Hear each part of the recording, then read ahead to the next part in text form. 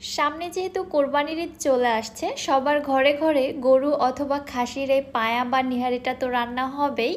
আজকে আমি একদম ট্রেডিশনাল পদ্ধতিতে ঘরোয়া মশলায় আপনাদের এই নিহারিটা রান্না করে দেখাবো। আসসালামু আলাইকুম everyone, welcome back to my channel.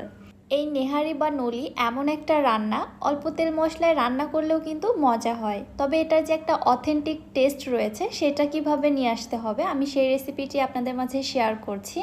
মূলত আমাদের মা নানিরা যেভাবে রান্না করে আমি সেই পদ্ধতিতে আপনাদের রান্না করে দেখাচ্ছি। চলুন তাহলে রেসিপিটি দেখে আসি।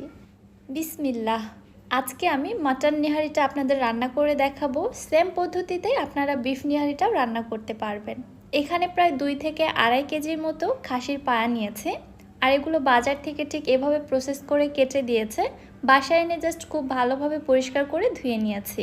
আজকে আমি খুবই সহজভাবে আপনাদের এই রান্নাটা করে দেখাবো। তার জন্য আমি প্রেসার কুকারে রান্না করব।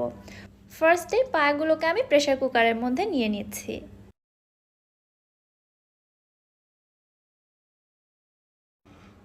প্রথমে আমি এখানে নিয়েছি 1.5 কাপ পেঁয়াজ কুচি। আর পেঁয়াজগুলোকে আমি একটু মোটা মোটা করে কেটে নিয়েছি, এতে কোনো প্রবলেম নেই, কারণ পেঁয়াজগুলো এমনি থেকেই খুব সুন্দরভাবে গলে যাবে। দিয়ে দিচ্ছি 3টি দারুচিনি, 4টি কালো এলাচ এবং দিয়ে দিচ্ছি 14 থেকে 15টি সাদা এলাচ। হাফ চা চামচ দিচ্ছি আস্ত গোলমরিচ, 10টি দিচ্ছি লবঙ্গ, 4টি তেজপাতা, 2 টেবিল চামচ আদা এবং রসুন বাটা একসঙ্গে বেটে রেখেছিলাম, 1.5 টেবিল চামচ মরিচের গুঁড়া, হাফ টিস্পুন হলুদের গুঁড়া, 1 টিস্পুন জিরার গুঁড়া, 1 টিস্পুন ধনিয়ার গুঁড়া। আরও দিয়ে দিচ্ছি 1 টিস্পুন শাহি গরম মশলা গুঁড়া। এটা আমার বাসায় তৈরি শাহি গরম মশলার গুঁড়া। রিসেন্টলি আমি ভিডিওটি চ্যানেলে আপলোড করে দিয়েছি, আপনাদের প্রয়োজন হলে দেখে নিতে পারেন, লিঙ্কটি আমি ডেসক্রিপশন বক্সে দিয়ে রাখবো। 5টি দিচ্ছি আস্ত কাঁচা মরিচ এবং সবশেষে দিয়ে দিচ্ছি হাফ কাপ রেগুলার রান্নার তেল। এবারে সব কিছু হাত দিয়ে একটু মেখে নিচ্ছি। অনেক সময় ধরে মেখে নেওয়ার কোনো প্রয়োজন নেই, জাস্ট একটু উল্টে পাল্টে নিলেই এনাফ।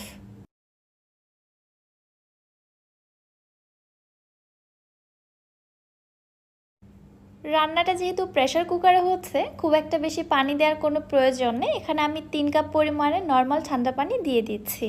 সেম প্রসেসে আপনারা যে কোনো হাঁড়িতে চুলায় বসিয়েও রান্না করতে পারবেন। সেক্ষেত্রে জাস্ট এখানে পানির পরিমাপটা বাড়িয়ে দিয়ে চুলায় বসিয়ে অনেক সময় ধরে জাল করতে হয়, এই আর কি। তবে প্রেসার কুকারে রান্নাটা খুবই তাড়াতাড়ি এবং সহজে হয়, এজন্য আমি প্রেসার কুকারে রান্না করছি। আপনারা হাঁড়িতেও রান্না করতে পারবেন। কত বড় মিস্টেক দেখেছেন, আমি লবণ দিতেই ভুলে গিয়েছিলাম। এই পর্যায়ে আমি এখানে স্বাদ মতো লবণ দিয়ে দিলাম, প্রায় 1 চামচের একটু বেশি হবে। লবণটা অবশ্যই আপনারা আপনাদের টেস্ট অনুযায়ী দিয়ে দিবেন। আবার একটু ভালোভাবে মিশিয়ে নিয়ে এবার প্রেসার কুকারের ঢাকনাটা দিয়ে আমি প্রেসার কুকারটা চুলায় বসিয়ে দিচ্ছি। এবারে আমি অপেক্ষা করছি 10টি সিটি ওঠা পর্যন্ত। যেহেতু এটা খাসির পায়া, খুব একটা বেশি সময় লাগবে না। এখানে যদি আপনারা গরুর পায়াটা ব্যবহার করেন তাহলে 15 থেকে 17টি সিটি ওঠা পর্যন্ত অপেক্ষা করতে হবে। আবার কোনো কোনো ক্ষেত্রে এর থেকে কম বেশিও লাগতে পারে, আপনারা চেক করে নেবেন, প্রয়োজন হলে আরও সিটি দিয়ে দিবেন, তাতে কোনো প্রবলেম নেই। প্রায় 10টি সিটি ওঠার পরে আমি চুলাটা অফ করে দিয়ে এবার একটু চেক করে নিচ্ছি। আলহামদুলিল্লাহ, খুবই সুন্দরভাবে পায়াগুলো কুকড হয়ে গেছে। আমার এখানে 10টি সিটি লেগেছে, আমি এর থেকে আর বেশি দিচ্ছি না। এগুলো চুলা থেকে নামিয়ে এবার আমি বাগারটা রেডি করছি। চুলায় একটি প্যানের মধ্যে দিয়ে দিচ্ছি 3 টেবিল চামচ সয়াবিন তেল, সাথে দিয়ে দিচ্ছি 2 টেবিল চামচ ঘি। এখানে ঘিটা ব্যবহার করলে নিহারির ফ্লেভারটা যেমন বেড়ে যায়, তেমনি কিন্তু টেস্টও বাড়ে। অবশ্যই ঘিটা দেওয়ার চেষ্টা করবেন। দিয়ে দিলাম 5টি আস্ত শুকনো মরিচ, 1 টেবিল চামচ রসুন কুচি এবং 2 টেবিল চামচ পেঁয়াজ কুচি। এইবারে তেলের সঙ্গে এগুলোকে খুব ভালোভাবে একটু ভেজে নিয়েছি, পেঁয়াজটা হালকা ব্রাউন হয়ে আসা পর্যন্ত।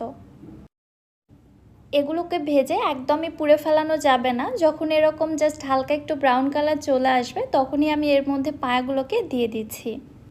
এবারে নেড়ে চেড়ে আরও প্রায় 4 থেকে 5 মিনিটের মতো কষিয়ে নিচ্ছি, তাহলে আমাদের রান্নাটা একদম ডান।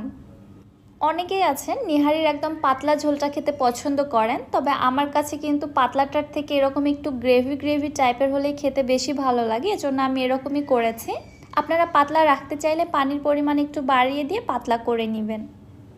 ব্যাস, নিহারি রান্না একদম ডান। কত লোভনীয় লাগছে দেখতে, তাই না? সব শেষে এবার আমি উপর থেকে দিয়ে দিচ্ছি সামান্য একটু ধনেপাতা কুচি এবং কিছু পেঁয়াজ বেরেস্তা। হাঁড়িটি আমি চুলা থেকে নামিয়ে নিয়েছি। নেহারি আপনাদের কার কার খেতে ভালো লাগে অবশ্যই আমাকে কমেন্ট করে জানাবেন। এটা কিন্তু আমার মোস্ট ফেভারিট একটি আইটেম। নেহারি হয়তো আপনারা অনেকভাবে রান্না করে খেয়েছেন, তবে আমার এই রেসিপিতে তেল মশলার মেজারমেন্টসগুলো একটু ফলো করে রান্না করে দেখুন, এটা খেতে অসাধারণ হবে। নেহারির মধ্যে এই যে ঝোল বা গ্রেভিটা দেখতে পাচ্ছেন, এটাই কিন্তু খেতে সব থেকে বেশি মজা। রুটি পরোটার সাথে তো জাস্ট জমে যায়। রুটি পরোটা তো পরের কথা, এটা আমি জাস্ট এমনি এমনি খেয়ে ফেলি। নিহারিটা কত বেশি সফট এবং জুসি হয়েছে আশা করছি আপনারা বুঝতে পেরেছেন। আমাকে আর বেশি কিছু বলতেই হবে না, এটা মুখে দেওয়ার সঙ্গে সঙ্গে জাস্ট মিলিয়ে যাবে।